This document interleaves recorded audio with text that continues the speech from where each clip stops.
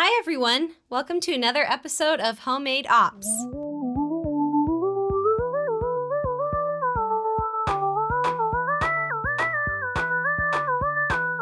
So, news for you today. We have a couple updates on our stimulus checks that we talked about last time. Thankfully, this weekend, the IRS pushed through an update to their system, so a lot less people are getting the dreaded no payment status. The government did that? It's shocking. No. It's shocking. No, so basically the idea, so what we talked about last episode for all of you who are just tuning in right now, is we're talking about those stimulus checks coming from that $1 trillion package that the government passed not long ago. And so you were supposed to receive the $1,200 or $2,400 if you're a couple, unless you're making above $75,000 if you're single, or $150 if you're a couple. And we talked about how that's calculated, right?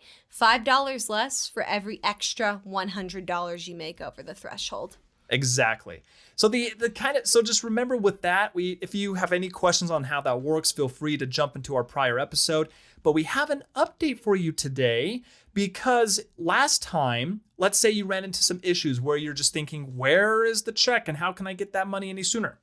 Yeah, tons of Americans were getting the status of, I think it's payment status not available, which is frustrating. You think, am I not getting anything? Do you not have my information? Yeah. And so thankfully, that's been updated for a lot of people where you can go in now and you can actually get a payment status. And they have it now too, where if they don't have your direct deposit information on file, which we did find out that if you have had to pay taxes in 2018 or 2019, they don't have your bank account. So you'll need to go to the IRS Get My Payment website and add in your direct deposit information. What was that website again? It was irs.gov/Get My Payment. Something like that. Just Google IRS Get My Payment and it'll pop up. And make sure you click on the one again, just for security and privacy concerns. Make sure you check the actual URL and click on it and make sure it's a secure website and you're actually on irs.gov.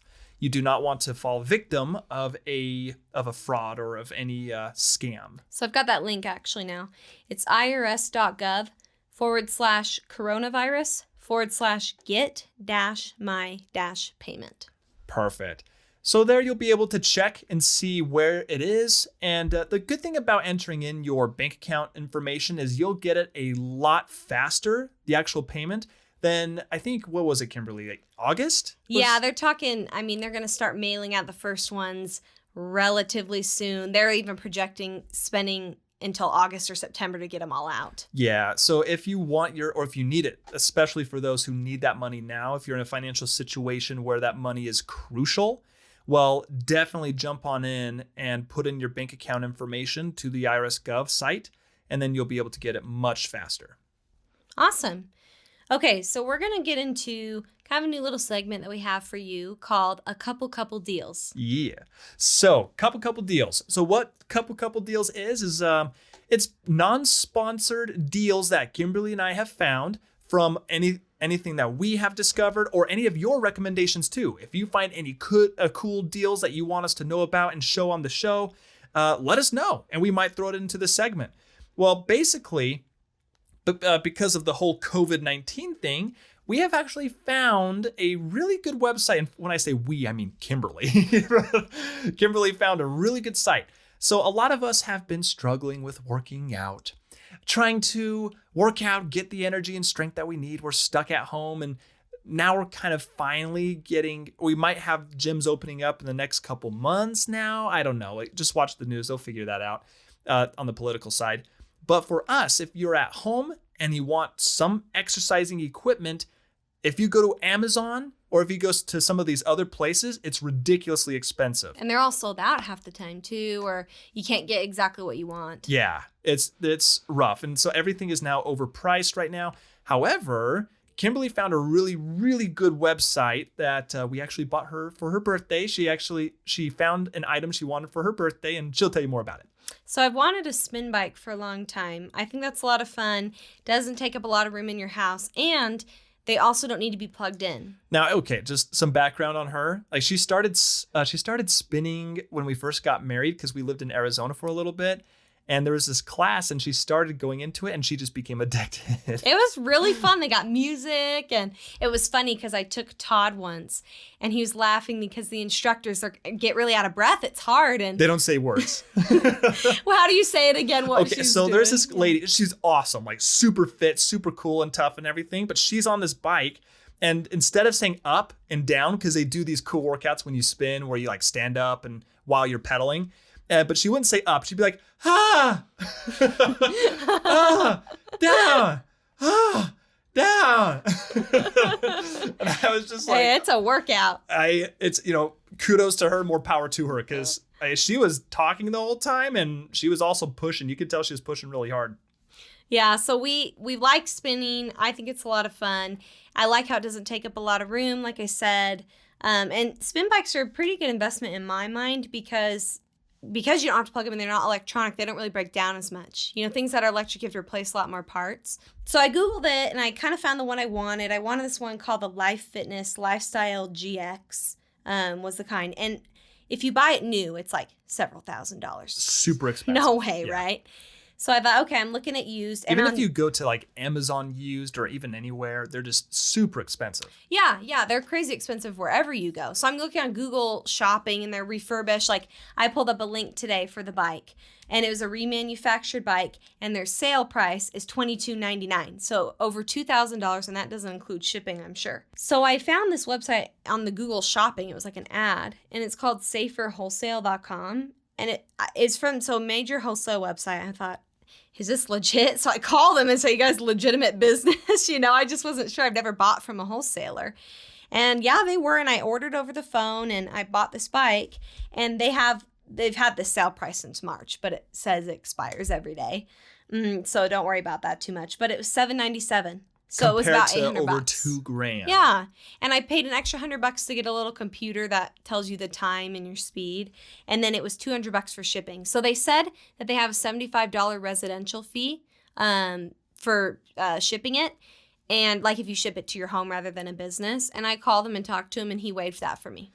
So if you're not into bikes though, like those are some of the fancy bikes. They also have other stuff on there that's really cool. So go check them out. What's the site again? Saferwholesale.com. Yeah, we had a good experience with it. Yeah, they're great. They have free weights that are like $100 for treadmills. They have all sorts of stuff. A lot of them are used and they just clean them up. But when it comes to exercise equipment, when you go to the gym, they're all used anyway.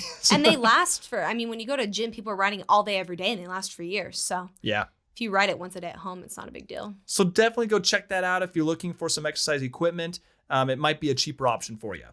So on Monday, what we introduced is we talked a little bit about setting up your processes and working together as a family unit. If you're a married couple or if you're just a couple, your partner, or even if you're an individual and you're just starting your journey and you just don't know where to begin. The first thing that we mentioned that you need to start doing is actually setting up weekly planning sessions. Now, these weekly planning sessions are going to be super valuable. And if you want to jump over to Monday's episode, we talk a little bit why they're extremely important. Today, though, we're going to talk about the formatting, how you should actually set it up, and what are some options for you just to kind of get you started.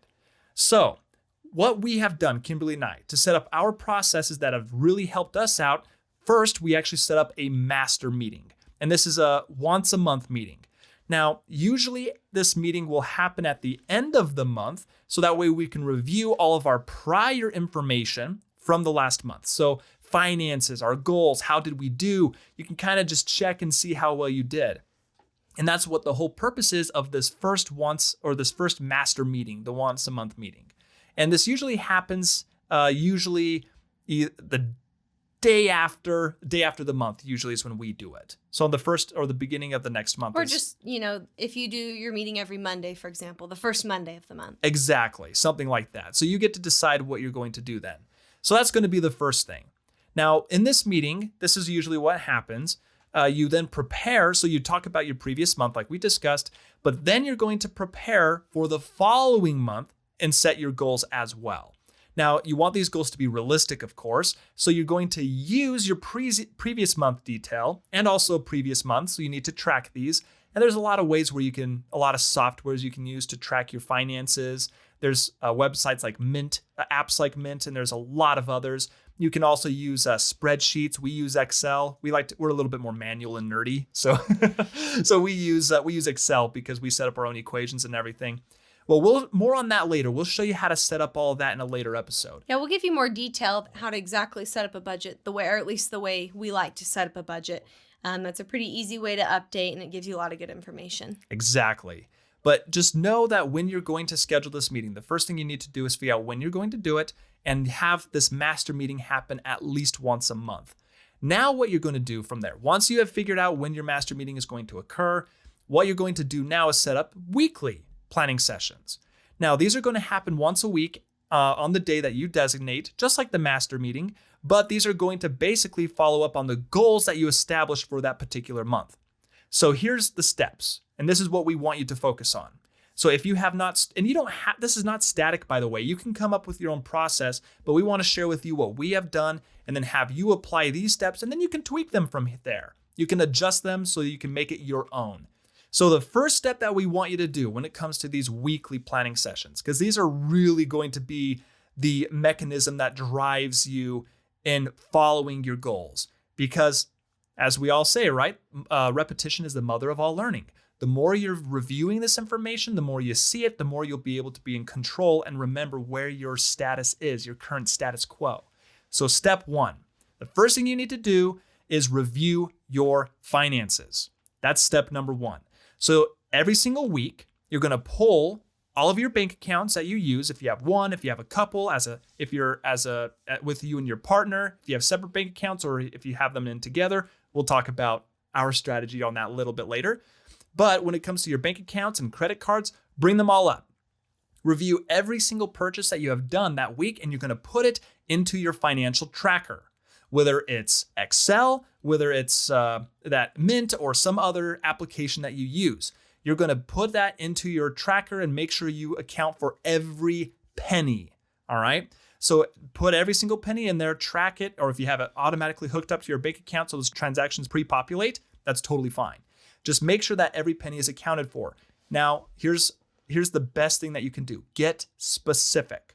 You want to make sure that you put and track every penny so you know where your finances are going. If you start saying, I spent about $20 or so, well, then when the bill comes and it's $50, well, you're going to be surprised. There's something really valuable too, I think mentally, about pulling it up and looking at things, right? Like I had a friend at work who said, wow, for the first time, I kind of looked at my bank account and I realized I spent like over $100 last month at one specific restaurant. That was like a fast food place.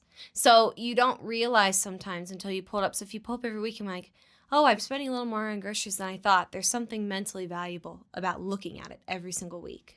And there's some strategies because some people get concerned about this piece because they think, oh, well, if I'm tracking it all the time with me and my partner, what if I want to have a dinner with somebody and I feel restricted, like I can't do something and there's some overshadowing? Well, Kimberly and I will share with you in later episodes our strategy on how to handle that. But the number one, the key trick there is include it in the budget. Once a week, you're going to be talking and sitting down with one another, and you can plan for these things, not to micromanage, but to help each other and support each other in things that you want to do. You have to have fun in life. You are going to spend a little money on some things, and it's not bad if you plan for it. If you plan for it and if you put it in the budget, you're going to be okay. But we'll talk more about that in a later episode. So that's number one. So step one, also pay your bills. You're going to end. The other thing we want you to do from your in your budget and finances is to enter your income and expenses. So this is the financial piece of this planning session. You want to see how much money you're making and all of those expenses, so that way you can keep track on it from week to week. Now, step two, what is your second thing that you need to do when it comes to these planning sessions? Well, you're going to have additional goals that are different than financial goals. And so you want to discuss those too, things like dinners and a bunch of other things, also just normal day-to-day activities that you need to follow and track. So you'll need to prepare for those as well. So I want to give you a hypothetical example and see if this sounds kind of familiar in your life, right? So say you're a married couple and you're both working, like that's what we are right now. So say I get home at 5 from work and I'm hungry. I always am. I'm a little hangry, getting worse by the hour. Happens. So say Todd ends up getting, I come home and I think, I'm going to be so great. I'm going to wait for him and not eat dinner until he gets home. Then we can have dinner together, watch a movie, whatever. Watch the latest episode of Better Call Saul. Whatever we want to do, have fun together. Say he doesn't get home until 8. He's working late, right? I'm furious. The hanger's taken over. He gets home and I'm like, where were you? Yep. What the heck? You didn't answer my calls. I'm upset, whatever. And then he's not too thrilled because he had to work until 8 p.m. That's painful. He just wants to come home, literally fall asleep, and just be done, right? Neither of us had an easy day. Neither of us had an easy time. It would have been a lot easier if maybe I knew on Sunday we talked, he said, hey, I'm probably going to be working late this week. I don't even know I'm going to get home. Because then maybe I would have come home and said, I'm not going to wait up for him. I'll make some food, and I'll just do my thing. I don't feel like I'm waiting up for him. Then he gets home and I say, hey, look, I got leftovers. I made some food, or I picked something up from a restaurant. Or maybe even I say, hey, maybe I can meet you at your office and I'll bring takeout and we can hang out together and you can get your work done. So there's different strategies where it's not like, I feel like a lot of fights can be avoided and a lot of miscommunications can be avoided by just having your weekly meeting and saying, hey, this is kind of what I have going on this week. Expectations are the killer expectations are what cause fights most of the time in families, because one person has an expectation and the other one's expectation is different. So having this weekly meeting can avoid a lot of tension in your home. It's not to micromanage. It allows you to support each other because you've all got your individual lives, whether you're both working, one of you's working, you've got one of you owns a business. You have your own lives and your own goals, so you can support each other when you know what those are. It also just establishes trust. So the thing with Kimberly and I is when we establish this, luckily we learned this very early on in our marriage. And that is to be 100% transparent with everything, finances, scheduling, and whatever. And again, to her point, not to micromanage or anything, but it's just because of those scenarios. It's actually to help enable you to live the life you want to live. So that way, you don't have to be waiting on them for dinner or anything like that. Yeah, it breaks down communication barriers. So maybe I have a goal that I want to get in shape, right? So if you know that, maybe you'll be supportive where if we had kids, you'd watch the kid while I go exercise, right? Instead of like, oh my gosh, why are you always leaving the house? This is so annoying, whatever. I know you have that goal in your life. Or say one of you has a goal to start a business. That takes up a lot of time, right? So instead of one spouse getting frustrated and having this tension built up over that, you're on the same page about that and you can support each other. Yeah, the other thing about it too is you don't have to get so meticulous and micromanagey. I want to emphasize this point because I like what you're saying, Kimberly. It's what you're saying is basically, hey, you know what? It's just kind of knowing what's going on. You don't have to get so specific. It's just, hey, you know what? I'm going with my friends Friday night this time. There we go. It's just so that way you can plan with each other. Yeah, and then I don't come home like, oh, I didn't make plans because I didn't know you had plans. Exactly. Yeah. Do you know how many fights could be avoided? It's so many fights could be avoided if you just kind of knew what was going on. And that's why this is useful. So as a to-do, what we do is we just quickly talk about kind of the weekly routine, weekly plans, and just go over anything. Hey, is there anything I need to know this week? Some weeks we don't really have much and we've kind of gotten used to each other's routines. But other weeks we say, hey, by the way, my friends are doing this weekend, whatever. And we just quickly go over kind of schedule for the week. I was just thinking of this. Deal with the other kind of side effect to this is you just become extremely efficient with your day-to-day routines. Because then you're also just saying, okay, if I'm planning out my whole week and I know what I'm doing, then you don't just kind of have wasted days where they kind of blur, especially during COVID. Yeah, and this applies too if you're single doing these meetings. You're not just thinking like, waking up every day and getting blown up with emails or phone calls. You're sitting every day going, okay, I know generally what I need to get done this week. I know kind of general things I can plan around and be aware of. It just makes you much more efficient with your life. I don't know if you all find it this way. And you tell me, Kimberly. Actually, I was just thinking this too. When it comes to not organizing your day, doesn't it kind of just feel like days blend, turn into a blur? And you kind of feel like time is passing too quickly and you're not achieving the things that really matter to you. Interesting. Yeah, I feel the same way. Again, this is just something that is useful. This has really benefited our marriage. It's benefited us. And luckily we started from the get-go, didn't we? Yeah, and it allows us to get to know each other really well. Another kind of side effect of this where you plan your day-to-day goals. And also, this ties in really close with the finance piece, is you learn what's important to each other. So for example, I learned early on in our marriage how important, Todd's a very good videographer. And obviously, thankfully, very good with all the equipment and doing audio work, which is great for our podcast. But I know that's important to him. Shucks. So for example, if he wants to buy a new camera, it's not just like, hey, why are you buying this new camera? I know that's something that in my mind is important to him, and it's something that I can support. I really enjoy baking and making cakes, so he's very supportive of that. So it allows us, when you go over finances with somebody or go over their week-to-week schedule, you see where they spend their time and their money, which that shows what's important to someone, is where they spend their time and their money. So now that we've talked about this a little bit, I think there's another point that we want to, there's a lot of points. There's a lot of pros to doing this, by the way.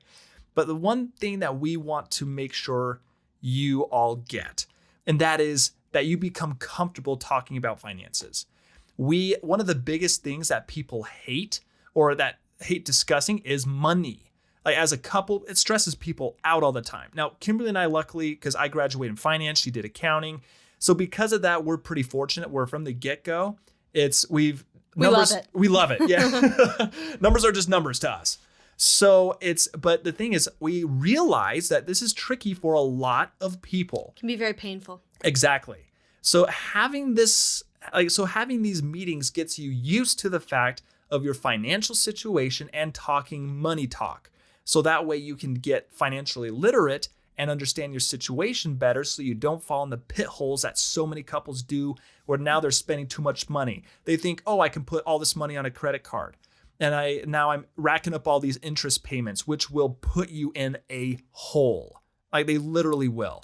And if you just start small, you could have a 10-minute meeting every week. Maybe you don't do all the steps, or you just do it really simple at the beginning. And maybe it's painful. Like the meetings aren't just always peachy keen with us, right? We've had hard meetings, that we've had some tough talks. Yeah.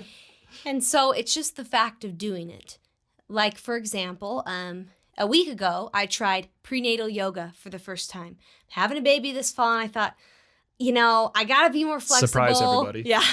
I'm not flexible. I got to be more flexible. I'm going to try this. It was so horrible. Like, I kept falling over. I couldn't hold a pose. I can't even touch my toes. I'm not that pregnant. So it's, touching toes is my problem. Okay, so let's clarify. She can't touch her toes even before pregnancy. Yeah. It's not good, right? It's super uncomfortable. But I did it, and I finished it, and it's more comfortable the second time, right? So just try this meeting, even if it's short, and it will get more comfortable. Talking about finances will get more comfortable. And you're going to get better at it. What we mean by that is when you actually do this meeting, like Kimberly says, 10 minutes one week, and then you start getting into 15, 20 minutes, whatever. Well, other weeks you'll find that you only need to sit down for a few minutes. You sit down, you get all your stuff done, you go through all your goals, you talk about your week, you establish what kind of items you want to do with your life, and you plan for them. Then you're like, okay, let's do it. Then this week you do it, and then you follow up the following. So to quickly review the agenda, step 1 is reviewing the finances. Like Todd talked about, you're going to pull up your accounts. You're going to view any money in and any money out and plug it into your budget, which we'll talk in more detail about future episodes. You're going to pay any bills.